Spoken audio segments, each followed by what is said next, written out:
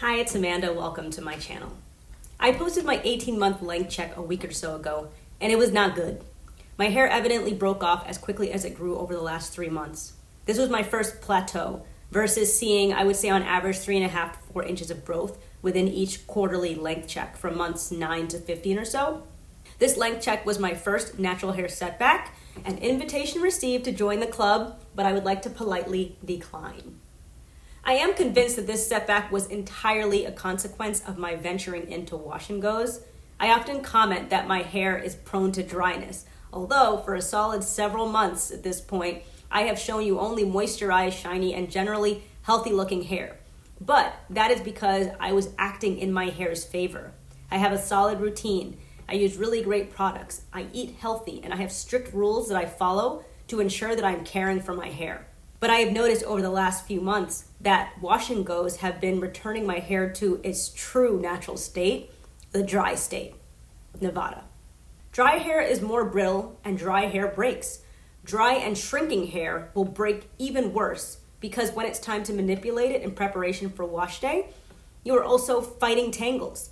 And I don't do a lot of detangling during wash day, but even splitting my hair into 4 sections can sometimes take me like 30 minutes because it is so difficult to get through. Combine that with my inherent impatience when it comes to detangling my hair, and you've got mass casualties. Hair strands everywhere. Evidently, despite my solid and healthy hair care routine, my 1 week of dryness every 3 weeks when I would test a new wash and go was enough to freeze my length. These are just my assumptions, but let's put this to the test. Maybe this is in fact just a plateau and the wash and goes didn't help, but my hair was going to halt or slow down its growth anyway. Hopefully that's not the case. I'm going to make a solid effort over the next 3 months to right these wrongs, and if my hair returns to its previous rate of growth, then I know that my assumptions were correct. I'm not going to change much, but I am cutting out wash and goes at least until my next length check, which will be in November of this year. But because I am combating a setback, I am going to apply what are my top tips for hair growth and retention. I'm going to do these following, I think, 7 things to get my hair back on track, and I'm hoping to see that growth again in month 21. As of my last length check, I was creeping around mid-boob, so that is my reference. I want a full cup in there next length check, and here is how I plan to do it. First, mentioned this already, no wash and goes. Covered that, but it is still number 1 on the list. Before I move on though, note that I do 3 weeks of reviews. Week 1, twist out. Week 2, braid out. Week 3 was originally a wild card, but then week 3 became a wash and go because I started testing those out, and I figured this was an easy thing to just do every 3 weeks. Plus, there are only so many hair setting tools that I was willing to experiment with, so it seemed like a really convenient way to move on. Now, my week 3 is going to be a protective style of some sort, probably twists. I'll throw in a twist and curl, a rod set, or something else here and there, but since I'm trying to grow my hair, it'll probably just be twists. Not mini, because I don't have the patience for that. I don't know how I'll style those because I don't actually like my twists, but I'll figure it out, and I suspect I'm going to be wearing this for pretty much the next 3 months. Number 2, I'm going to protect my hair again. Another battle I've been facing more than ever is one against single strand knots. And they're not even at the end of my hair. I'm often finding them a good 2-3 inches up my hair shaft, and that is unacceptable. So I am instituting a method from my winter wash day routine, and that is protective styling throughout the week. And I don't mean braids or twists, except in week 3, as I just mentioned. But for me, protective styling is literally just tucking my ends.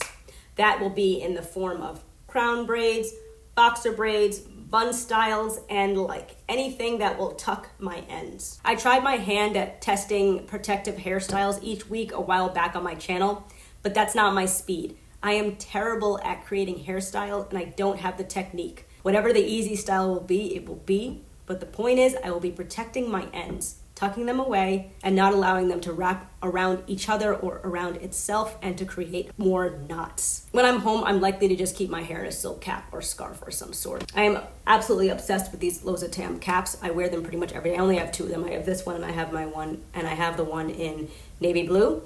But they're just a really great option for lazy days. Right now, let me show you.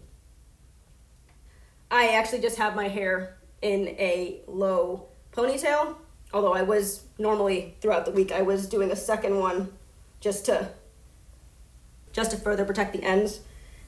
And then I just put this on top, and I leave some curls out in the front because it looks nicer. Number 3, when in times of desperation, it's best to revert to your tried and true. So I'll be using the Bo Peep Luxuries Scalp Potion on my scalp twice a week. That's this.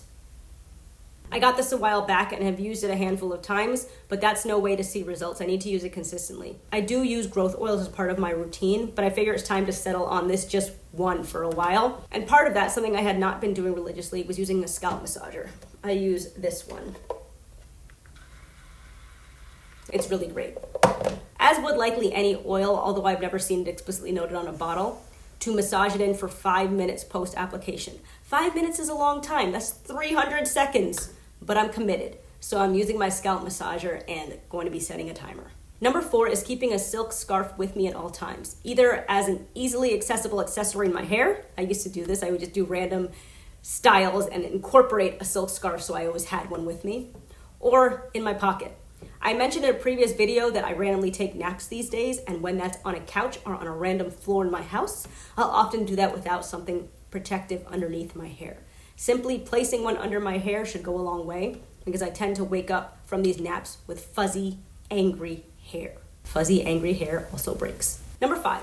This next one isn't something new to incorporate, but it is something that I have been needing to be very intentional about recently, and that's eating enough dark leafy greens. I do have a pretty drastic loss of appetite in this first trimester, but if I'm not getting my vegetables one day, I do make an effort to at least have a smoothie box or a daily harvest smoothie and throw in some extra kale or spinach. Number 6, my single strand knot situation, which I know I already mentioned.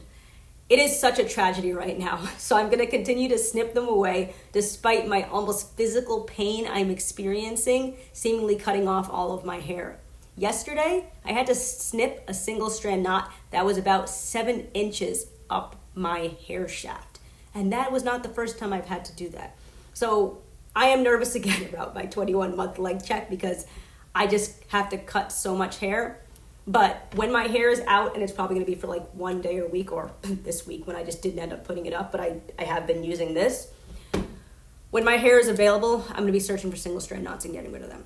And then when it's up, I'm just going to leave it until the next time my hair is out. Number 7, largely due to laziness, I have slowly been incorporating tools back into my routine, like the Tangle teaser that keeps popping up in my wash day videos.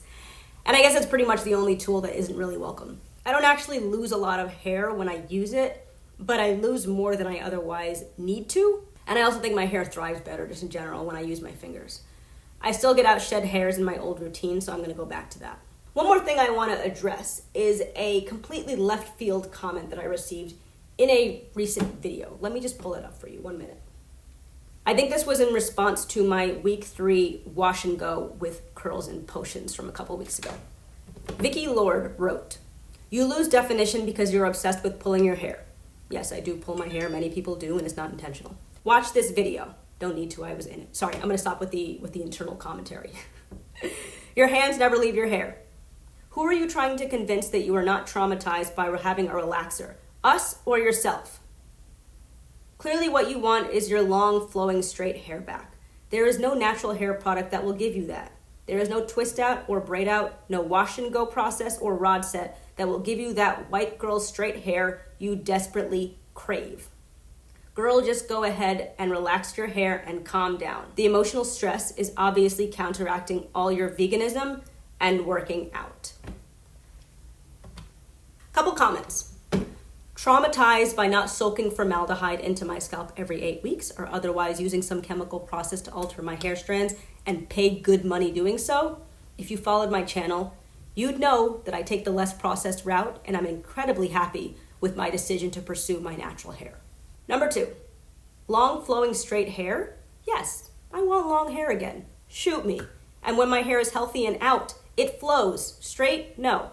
I actually prefer it curly though, so it's not really much of an issue. Number 3, there is no natural hair product that will give me that being long, white, straight hair. You're right, Vicky, that's called heat damage, and the company should be sued for such a thing.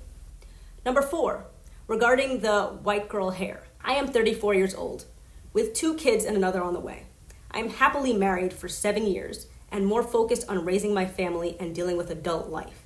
The time for silly racial insecurities is long gone for me, but thank you for your feedback. Number 5, I will not go ahead and relax my hair and reverse the 18 months post-big chop and the 11 months of transition over the last 29 months. And number 6, my veganism and working out are keeping me healthy and energized despite the mountain of stress in my life. So again, thank you for concern, but I'm quite good. So to wrap up, comment below your tried and true techniques for overcoming plateaus, and thank you for watching my video.